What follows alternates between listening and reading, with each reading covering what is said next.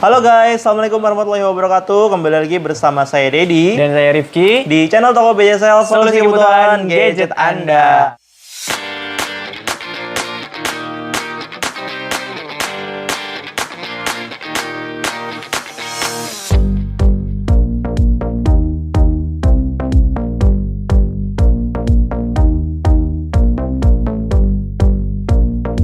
Apa kabar sobat? Semoga sehat selalu. Amin. Oke, Ya Rabbal Alamin. Oke, Snapdragon 680 ya. Ya, Pasti betul sobat banyak banget sering banget dengar atau sering dengar, banget ya. baca entah itu di spesifik handphone ataupun apa gitu ya. Ya, betul banget. Banyak banget yang tanya nih, Kak, Snapdragon 680 ini bagus nggak sih performanya? Nah, itu dia. Terus banyak banget sih. Kenapa banyak banget handphone yang pakai Snapdragon 680 mulai dari harga yang paling murah nih ada sejutaan sampai yang paling mahal di kisaran 5 juta. 5 jutaan juga ada yang pakai yang. Tapi apakah sama nih untuk performa di 1 jutaan dengan 5 jutaan? Nanti kita bakalan ngobrol seputar Ya, itu kita ngobrol ya. Tapi mohon maaf nih sebelumnya kita nggak bahas secara detail tentang prosesor ya. Di sini Betul kita diskusi dan ngasih pendapat ya. Ya, ngasih pendapat. Berusaha untuk menjawab pertanyaan-pertanyaan dari sobat nih. Sobat semua tentunya. Dan kadang juga suka ada yang mending inilah Snapdragon 80 gitu ya, padahal gitu. harganya beda jauh gitu. Ya. Nah, itu kita coba diskusi apa bedanya dari yang harga paling murah dan Sampai yang dengan yang paling tinggi di ya. Snapdragon 80 ya. Betul banget.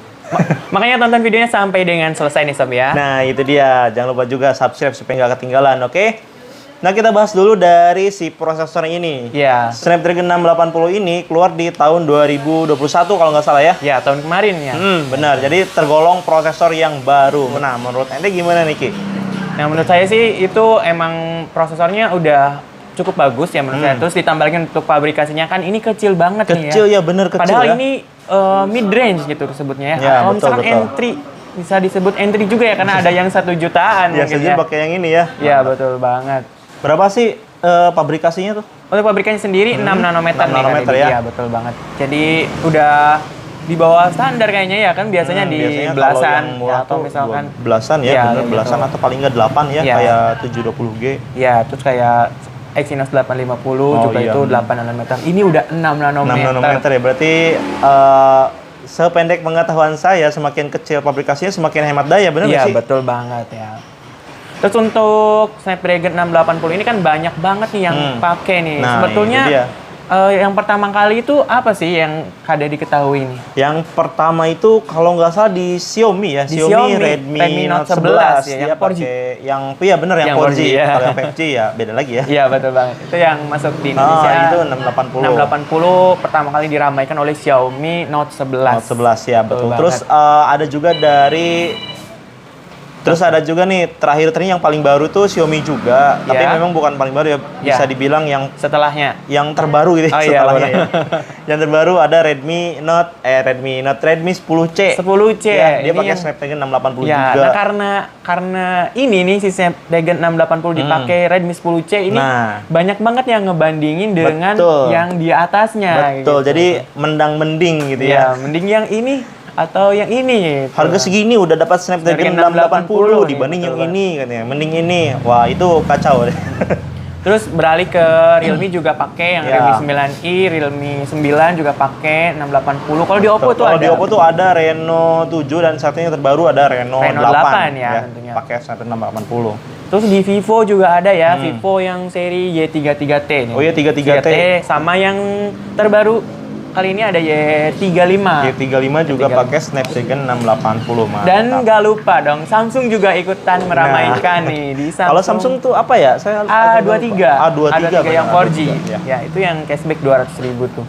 Sekarang. Ya sempat juga kita bikin perbandingan antara A96 di Oppo Ya. dan Samsung Galaxy A23 ya. Ya, Sama-sama betul, menggunakan Snapdragon 680. Sobat 680. bisa tonton di video sebelumnya. Nah, oke, sekarang kita ngomongin gimana nih performa Snapdragon 680. Apakah sebagus itu atau sejelek itu mungkin bahasanya ya? Iya, Karena mungkin. yang 1 jutaan aja pakai yang itu kan? Iya, betul banget ya. Tentang datanya ya. Iya, gitu. betul. Kita mencoba untuk bahas itu ya. Sebelumnya saya juga sempat lihat kreator-kreator YouTube ya, Yang lain, di reviewer ya biasanya reviewer. gitu.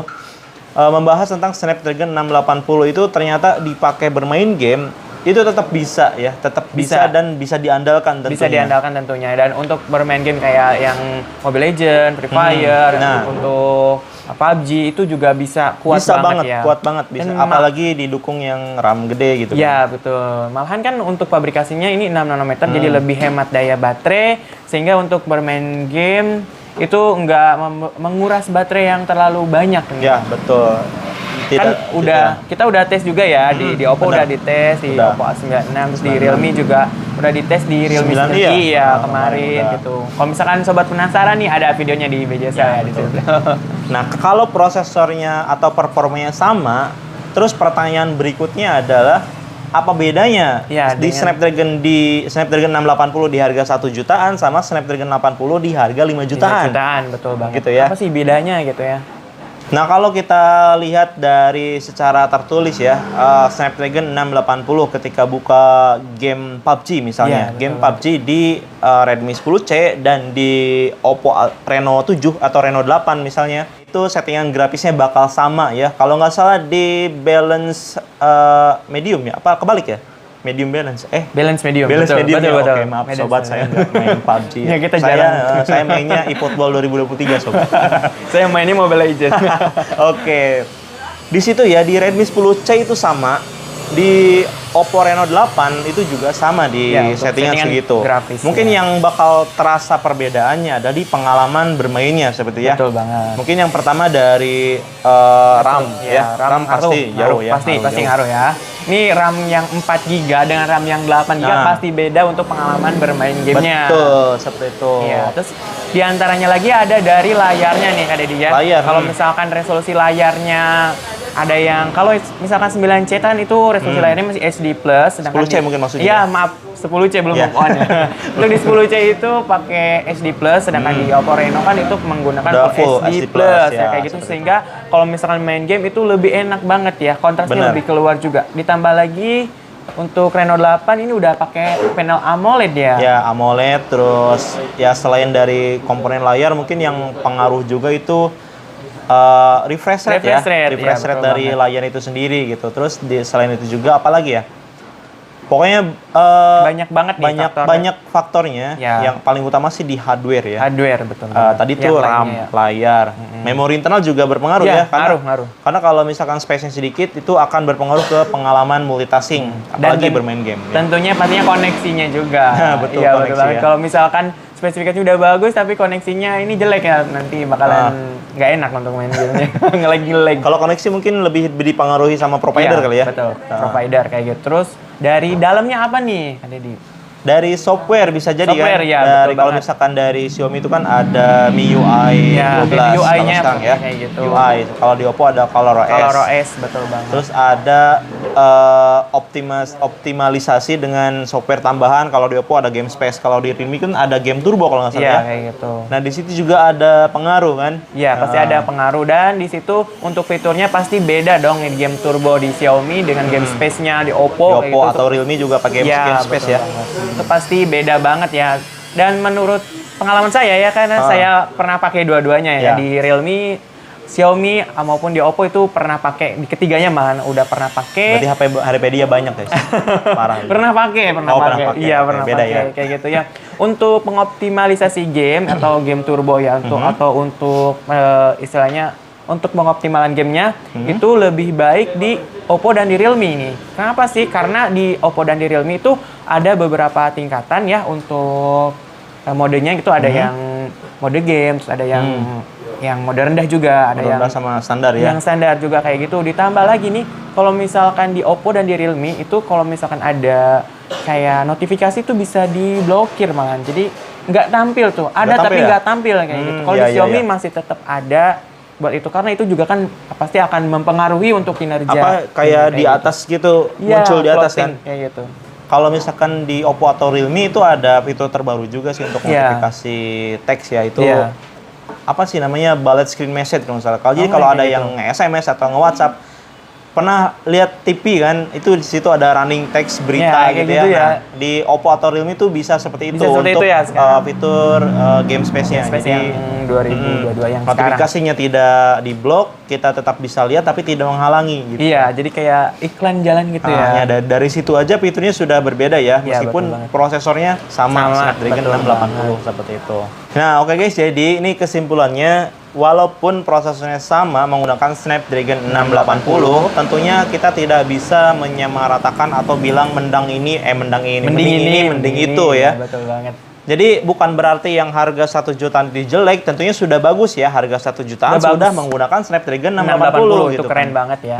Tapi kalau misalnya kita bandingkan dengan yang harganya lebih tinggi, misalnya bedanya cukup jauh, itu banyak sekali pembeda dan itu juga akan berpengaruh ke pengalaman penggunaan ketika bermain game atau multitasking lainnya, bukan begitu Kak Rifki ya? Betul banget ya, jadi nggak bisa disamaratakan ya. Betul.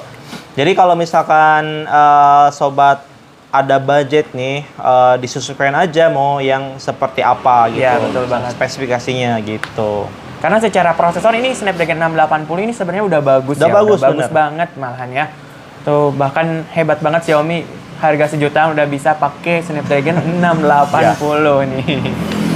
Nah, dan buat sobat juga yang mau nih ya meminang handphone yang memiliki prosesor Snapdragon 680 itu bisa di BJSL ya. Betul. Ya, itu lengkap banget ya, tadi ada dari Samsung, Xiaomi, Oppo, Vivo, terus ada dari Realme juga ya, tentunya banyak banget pilihannya nih. Dan sobat juga bisa langsung download aplikasi BJSL ya, karena di sana juga update-update menarik ya. Dan di aplikasi BJSL itu lengkap banget ya, dari mulai gambar, spesifikasi, dan juga ada promonya. Betul banget. Jadi sobat bisa bebas pilih handphone favorit sobat ya, mau yang mana gitu. Dan bisa ngecek juga ongkirnya berapa nih ke daerah sobat nih ya. Jadi kan memudahkan sobat banget untuk menghitung semua, misalkan pesanan sobat berapa kayak gitu, serta ongkirnya juga ya. Oke sobat, itu tadi ya kita bincang-bincang tentang Snapdragon 680, diskusi.